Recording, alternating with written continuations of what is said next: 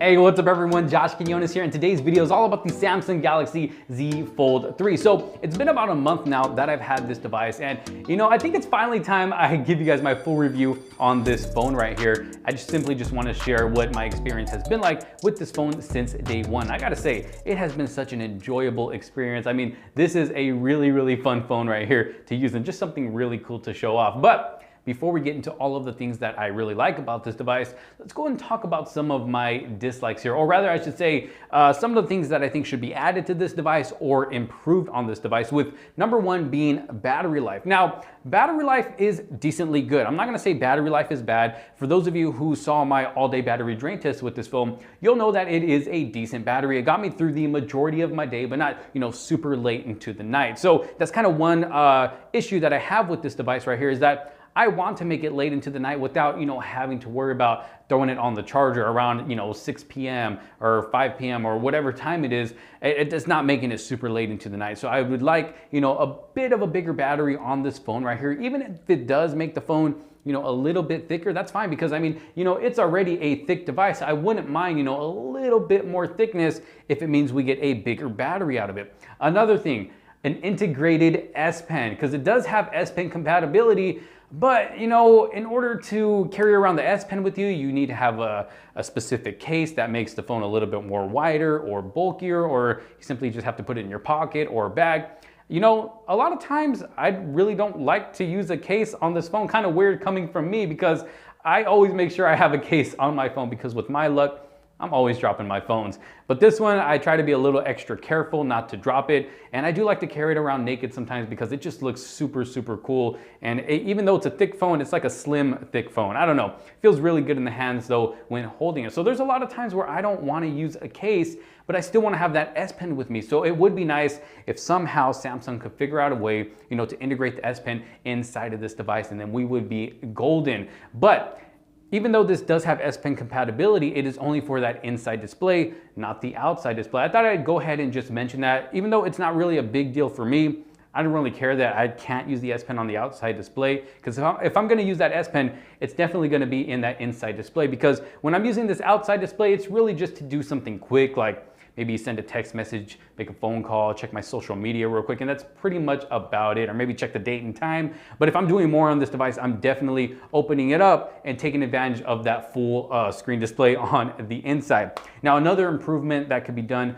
on this phone right here are the cameras. Now, this isn't to say that the cameras are bad, because I've already mentioned this in a past video. The cameras are actually pretty good on this device. At least from my experience, I was able to get some great pictures, great video, but the price of this phone right here is $1,800. Now, I didn't pay full price because I did have a trade-in, but either way, I still had to give something up to get the price down to where it is. So in a way, I'm still kind of paying full price, because I paid, money for the phone that I traded in. And yeah, so you guys get what I'm trying to say here. So this is an $1,800 phone, but yet we're not getting the best cameras that Samsung has to offer. If I'm gonna pay $1,800 for a phone, I want to make sure that I'm getting the best of everything in that device. So me personally, I really would have liked to see, maybe the cameras from the S21 Ultra on this device right here. I mean, that would have been great, because the cameras on the S21 Ultra are amazing, and especially all the features you get with them, the zoom features and all that. That would have been nice to have on this phone right here. I would have been fine, with a little bit thicker camera setup here in the back, just like what we have on the S21 Ultra, if it meant we get better cameras on this device. Again, I'm not saying the cameras are bad or anything like that. The cameras are actually really good on this phone, or pretty good, I should say, but they're not the best. So if I'm paying $1,800 for a phone like this, I want the best of everything. Another thing, I want a SD card slot. Samsung, please. I know it's not a big deal to everybody, but for me, I use the SD card slot. I use it on my Galaxy Note device, and that's one huge reason why I have not gotten rid of that phone. I am keeping it until Samsung comes out with another, possible Note device, or possibly the S22. Hopefully that will have it. I don't know. I heard that device is going to come with the S Pen, but these are all just rumors and leaks. But as of right now, I am keeping that phone because of that SD card slot. I use an SD card all the time. This phone doesn't have one. So with all of Samsung's phones that are not coming out with SD card slots now, it kind of forces us to pay more money for, you know, the device with more storage. And, you know, not everybody wants to do that. Not everybody has the money to be able to pay more for those devices with higher memory, if you get what I'm saying. So an SD card slot would have been good on this device right now. A headphone jack, I would have liked that. People don't care about that, but I do. I thought I'd just give that a quick mention. But for me, that's pretty much about it. I'm just kidding. There was one issue that I ran into with this device with just the front display, and it had to do with social media. So every time I used Twitter or Snapchat on this front display here, I was able to use it for a little bit, but then after a while of using it, I noticed it would kind of start to slow down on me or stutter on me or even freeze on me sometimes, to where I would have to press that home button to get out of there and then restart the app. Now, I'm not really sure if that has to do with the actual applications themselves, Twitter and Snapchat, or if it has to do with that actual outside display, because when I use those same apps on the inside display, I mean, I have no problem at all. And speaking of overall performance, I mean, this phone, it performs great. It performs like a freaking boss, especially with that 120 hertz of smoothness that you're getting. I mean, it's such a smooth experience, whether I'm just, you know, scrolling through the home screens, going in and out of apps, checking my social media, watching video, editing video, or even playing games. I mean, this device handles it all, at least when it comes to that, you know, inside display. But even with the outside display, I really don't have any other problems with performance. It still performs great. We're getting that 120 hertz on the outside display as well, giving us a nice, smooth experience. It's only when using Twitter or Snapchat where I will start to experience that, you know, kind of stuttering or lagging problem. I wouldn't want to use the word lag. It kind of stutters. I don't know. It's weird, but it doesn't happen right away. I am able to use the apps for a little bit, but then after using them for a while, it would start to do that. So hopefully that's something that Samsung can possibly fix with an update. Like I said, I'm not sure if it's, you know, the actual apps themselves or if it has to do with this actual, you know, outside display. But that's just kind of one thing. Honestly, it could be annoying sometimes. So hopefully Samsung can fix that with an update. So those are just some things that I personally feel can be added onto this phone or improved on it. But other than that, honestly, I mean, I have been enjoying my time with this phone right here. It has been such a fun experience. So let's go ahead and talk about the design here. I mean, you can really tell that Samsung took the time to design this device right here. Even though it is a thick phone because it's folded, it's still like a thin, thick phone. It's a thin, thick phone, if that makes sense. It actually feels really good in the hand. It does have a bit of weight to it, but it feels super premium in the hand. I personally really like it. And I've heard some people kind of complain about the front display here because of how skinny it is. Me, honestly, personally, I really don't mind it at all. I actually kind of like it because we're still getting a full all-screen experience, but it makes one-handed usage so much easier, especially for me. You know, I don't have the biggest hands in the world, so this makes one-handed usage easy for me if I do need to use that front display just to do something real quick. It is small if you are trying to type. It's a little too small to type with two thumbs, but then that's where the swipe to text comes in, or I just use the voice to text. There's really ways to work around, you know, having to use two thumbs to text on this small front display. But I really like what Samsung did here. And when you open and close it, it feels premium as well. It doesn't feel super loose. It kind of stays wherever you open it up. Look at that. See that? It's gonna stay wherever you leave it. So the hinge is definitely very strong. And speaking of strong, this device is a bit more durable than the Galaxy Z Fold 2. We got the stronger hinge, we got a stronger display on the inside display. They did use a stronger super thin glass, at least that's what they had mentioned. And we also now have water resistance. So if you're someone who's always getting your phone wet by accident, like this guy right here, then water resistance is a must. So that's one big reason I decided to keep this phone over my Z Fold 2, because like I mentioned in my comparison video, if you have the Z Fold 2, you really don't have a big need to upgrade to this device unless water resistance is a must for you, and also that S Pen support that I mentioned earlier in this video. But if you have no need for the S Pen or that water resistance, if you're pretty careful with, you know, taking care of your phone, then you really have no need to upgrade to the Z Fold 3, because it's almost like you're using the same phone. They kind of feel the same, but they don't. Yeah, it is upgraded a little bit, but it's almost like using the same phone. But for me personally, water resistance is a must. So I'm really glad that Samsung added that to this phone right here. Now, out of the box, it did come with a pre-installed screen protector on that inside display, which felt great, a whole lot better than the one that was on the Galaxy Z Fold 2. After a while,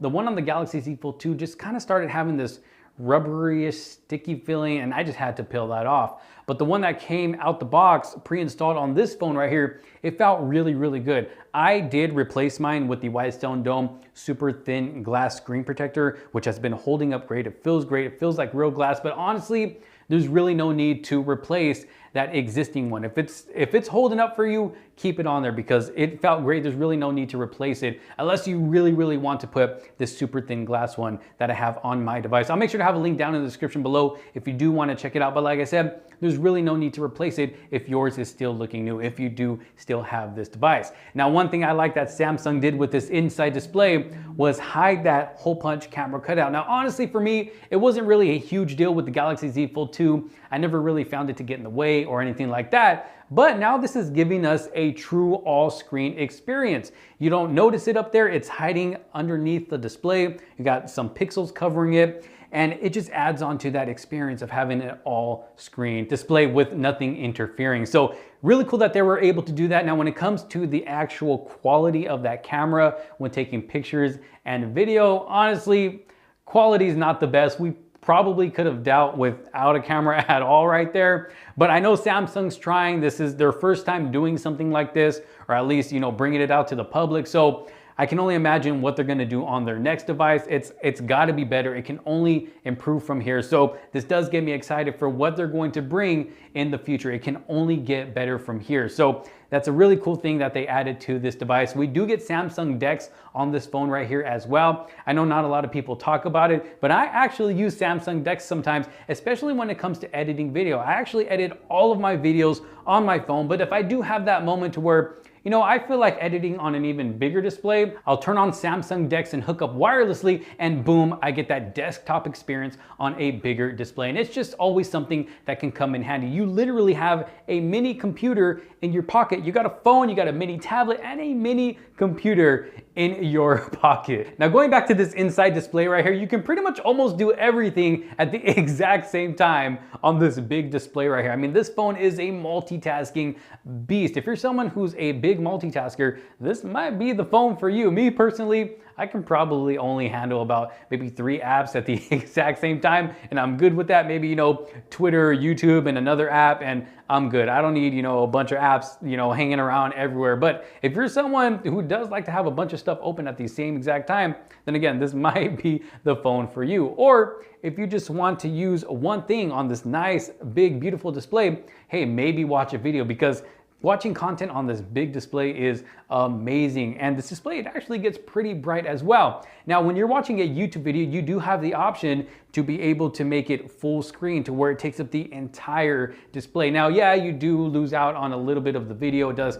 cut off some of the sides and the top. But honestly, I mean, it looks great. I enjoy watching content on this device. But one thing that I did notice when watching content on this device, or listening to music even, is the speakers on this device have more of a bright sound, and they don't get as loud as what the Z Fold 2 did. The Z Fold 2 actually got louder, and it just had more of a fuller sound when it came to the speakers on that device. It kind of seems like sound got a little bit lower with these speakers and just not as full. There's not really a lot of low end when listening to sound on this device right here. So that's probably another thing that could be improved when it comes to this phone right here. And I hope for the next one, Samsung will either give us back those same speakers that we had on the Z Fold 2, or maybe even something better.